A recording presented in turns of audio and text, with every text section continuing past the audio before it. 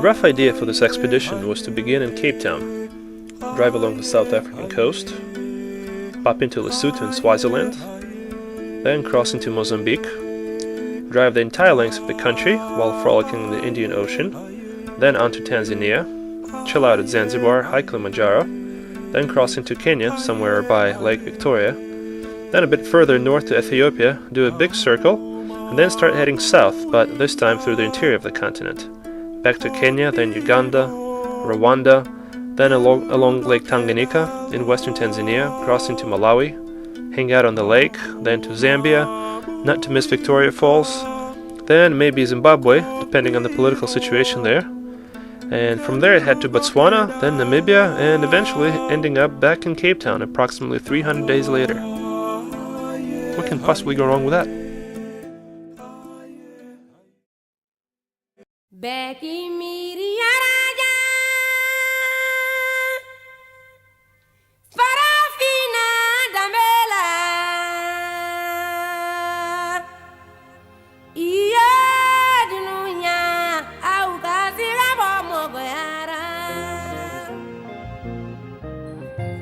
Cape Town, city sandwiched between Atlantic Ocean and a mountain, which makes for a pretty delicious sandwich. We didn't have much time to explore the city, since we had a ton of last-minute preparations to do, but I promised myself that if I successfully complete this journey, I would treat myself with a few weeks in Cape Town.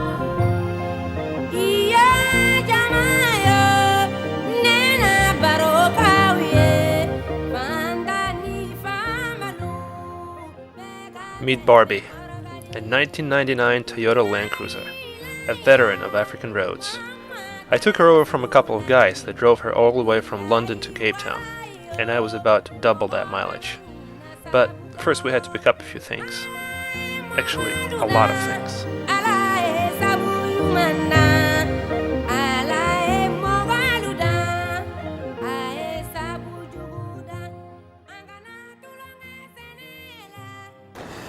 We had a snorkel. Day one. Snorkel. Day one of the big adventure. Day one, technically. From South We've actually Africa. been traveling for a month. Yeah, we're finally driving to Ethiopia. Then turning around and coming back. But we finally got all our gear. Not all, most of it. And we've made it to our first mini destination. It's quite a beautiful day here. As you can see, this is our final destination. In about 3 hours' time, we hope to be over there. Unfortunately, we've got to take the long way around because we're in a 4x4, you might remember.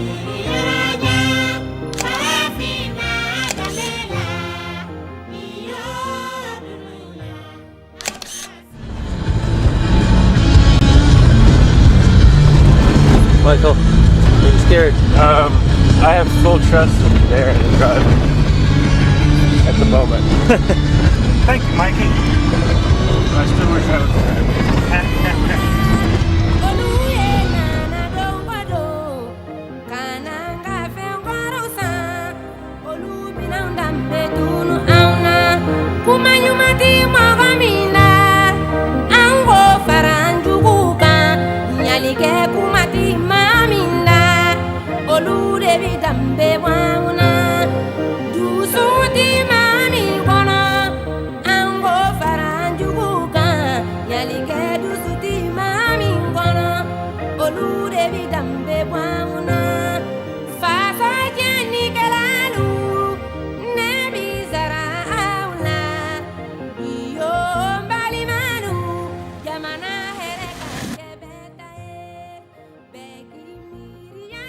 After about 2 weeks on the road, we decided to unwind a bit at a place called Coffee Bay, in one of South Africa's more remote areas, known as the Wild Coast. The trip is going well so far. We're getting used to sleeping in our tents and cooking on fires. Barbie's purring along nicely.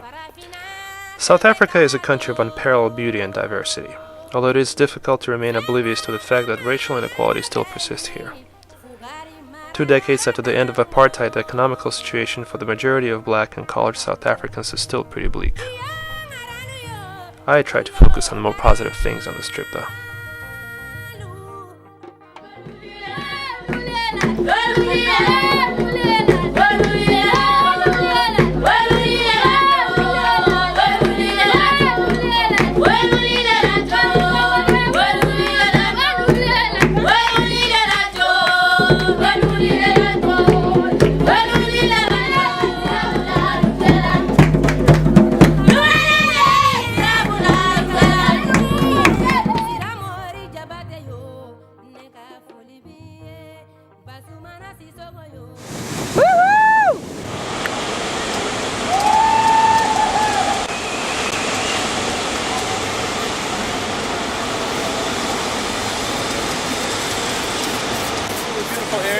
on our way to Lesotho. We should be there tomorrow. We've been on the road for 20 days, as I said. It's been a spectacular ride so far. South Africa is absolutely beautiful country. We've enjoyed ourselves thoroughly. Michael is now hiking somewhere on that side. This is what our first couple of weeks looked like. From Cape Town we headed to Cape of Good Hope, and then to Cape Agulhas, the southernmost point on the continent and officially the meeting point of Atlantic and Indian Oceans. We then drove along the beautiful coastal road known as the Garden Route, stopping occasionally to check out penguins, spot whales and seals. Then we hung out at Jeffreys Bay, a world-famous surfing spot, then on to Port Elizabeth, Addo National Park, Grahamstown, and then to the pristine beaches of the Wild Coast, right before heading north to our first border crossing into Lesotho.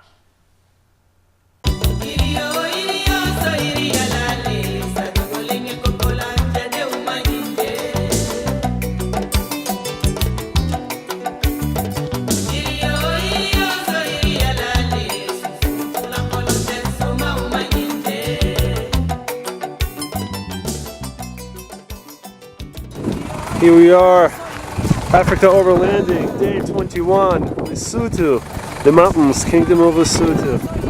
And it is mountains indeed. We're now at over 2,500 feet.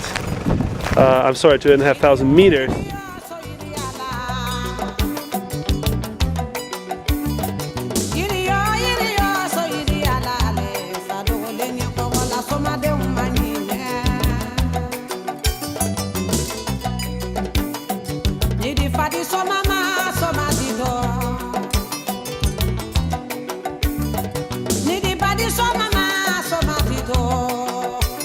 We're about a third of the way done.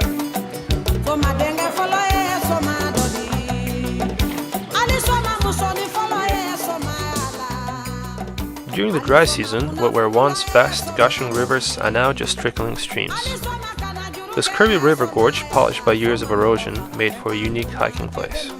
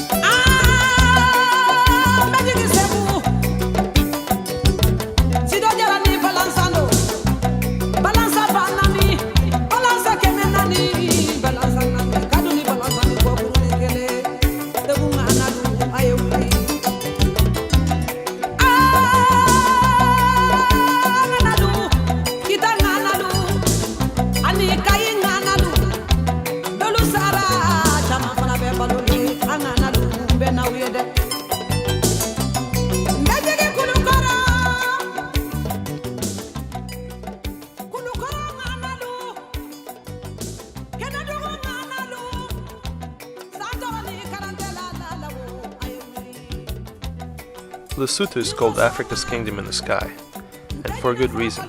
It is the only country in the world that lies entirely above 1,000 meters. Water is Lesotho's major resource, and huge quantities are exported to thirsty farmers of South Africa. And thanks to all the hydropower, the small country is self-sufficient in the production of electricity, although sadly a huge portion of its population does not have access to electricity.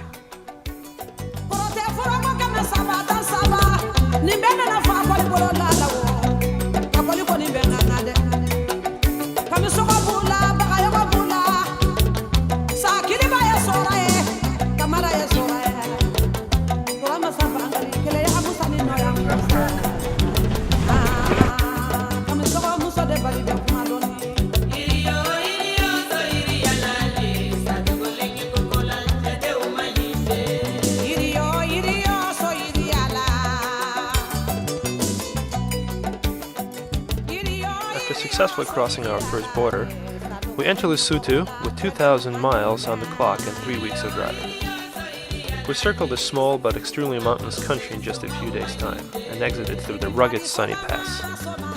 After spending a few days hiking around the Drakensberg region of South Africa, we push on, first to Swaziland, then back to South Africa, for our first serious safari in Kruger National Park, before crossing into Mozambique. Africa overlanding, day 25. We are now in Drakensberg region of South Africa.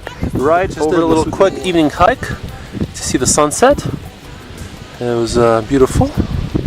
And now I'm about to head down again.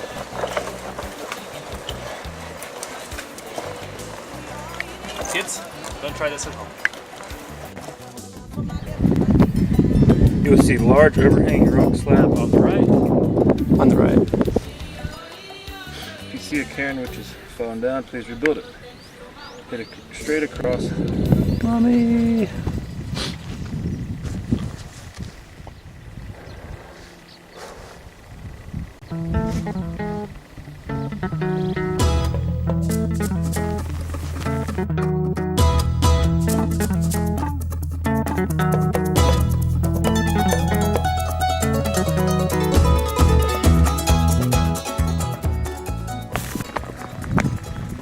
Overlanding Africa on a horse.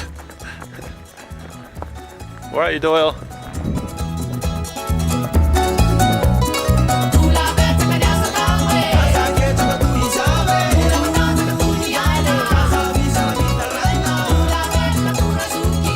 Swaziland Adventures, day 28.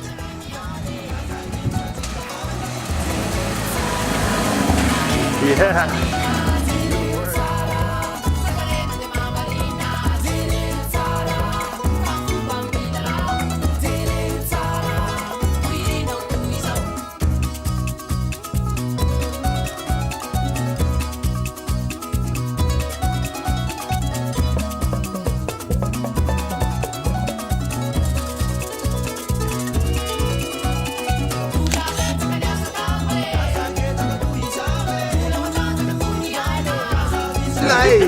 Here we are, day 30 of the overlanding adventure.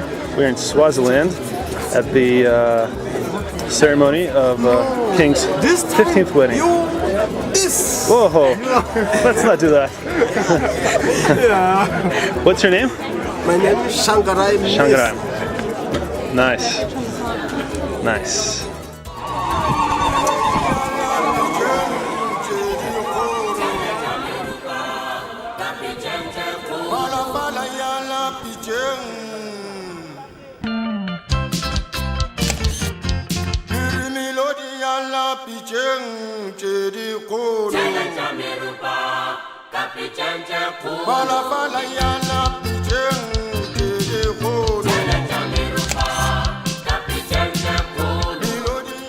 Swaziland remains one of the world's last absolute monarchies, and according to the country's laws and customs, the king holds supreme executive, legislative, and judicial powers.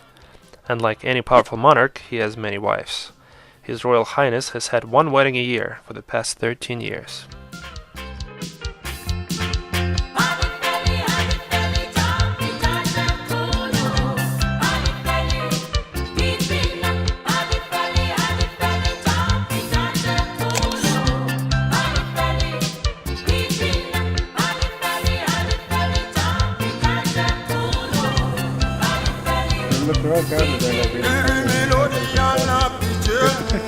You don't take away its soul. Buddy. The word safari actually means a long journey in Swahili language. But today this word instantly stirs up images of African wildlife. Our first safari experience was in Kruger National Park, which was a great introduction to the amazing diversity of animals on this continent. In just 3 days we had close encounters with countless elephants, giraffes, rhinos, buffaloes, zebras, impalas. We saw a pride of lions chilling in the shade and a leopard with a fresh kill. It was exhilarating.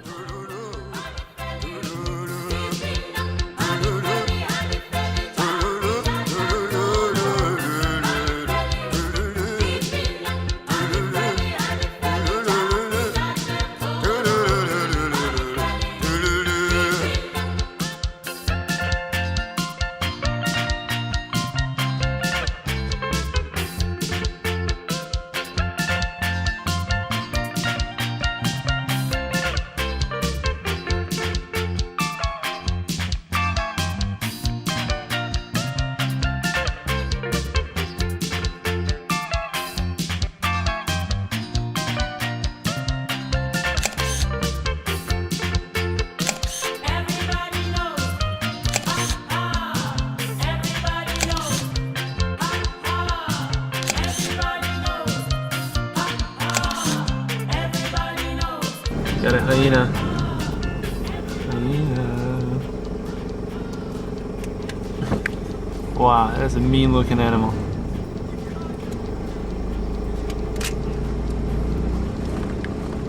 Oh my god. What? It was.